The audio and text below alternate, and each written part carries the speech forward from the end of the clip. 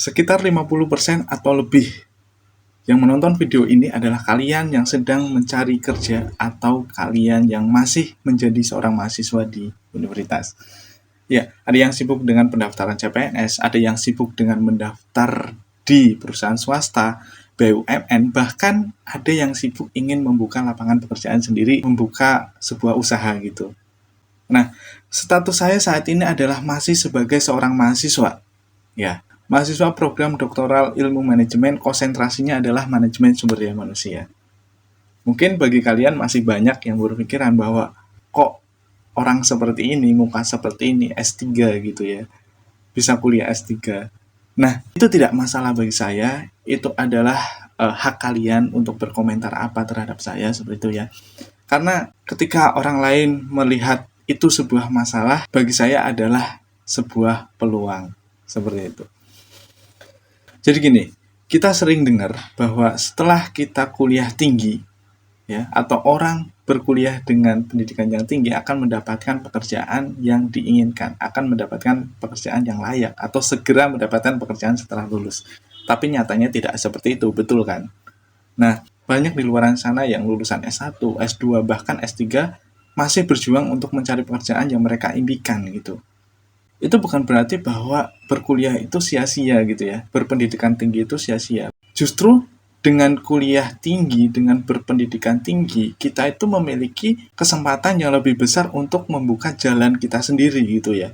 Bahkan bisa jadi kita dapat menyediakan lapangan kerja untuk orang lain. Begitu juga yang terjadi pada diri saya. Ketika saya duduk di S1 ya, di strata 1, sebelum saya wisuda, saya sudah mendapatkan pekerjaan dan saya sudah bekerja di salah satu e-commerce terbesar di Indonesia pada saat ini. Kemudian, saya mendapatkan kesempatan untuk melanjutkan S2 karena ada beasiswa dan potongan biaya kuliah bagi alumni. Nah, itu adalah salah satu cara yang sering digunakan oleh universitas-universitas swasta untuk mendapatkan mahasiswa. Saat status saya S2, saya juga masih bekerja, gitu ya. Nah, pada saat itu adalah pandemi COVID-19 yang mana diterapkan social distancing dan WFH. Jadi, itu merupakan kesempatan yang terbaik bagi saya, bisa studi lanjut dan sekaligus bisa bekerja. Hingga pada akhir tahun 2021 saya dapat menyelesaikan studi S2 saya, yaitu tepatnya pada Desember tahun 2021. Di situ juga saya masih tetap bekerja, ditambah saya mendapatkan proyek atau diajak ya, lebih tepatnya diajak oleh dosen saya untuk mengerjakan proyek-proyek pemerintahan. Nah, itu merupakan hal positif setelah saya lulus S2. Sebenarnya bukan hanya proyek pemerintahan, tetapi ya proyek dari dosen tersebut mulai dari pengabdian, penelitian, bahkan pengajaran sebagai dosen luar biasa. Saya beberapa kali menjadi dosen luar biasa atau dosen terbang di salah satu universitas gitu. Nah, itu merupakan salah satu yang saya ambil sebagai hal positif saya S2. Nah, kebetulan juga saya tinggal di lingkungan yang sangat mendukung sekali dengan pendidikan, yang memiliki banyak relasi, mulai dari relasi pemerintahan bahkan relasi di sektor swasta gitu. Hingga akhirnya pada pertengahan tahun 2022, saya mendapatkan kesempatan untuk melanjutkan studi S3. Bukan karena beasiswa yang seperti tadi S2 ya, tetapi ini merupakan keyakinan saya karena diyakinkan oleh relasi yang saya miliki selama ini ya.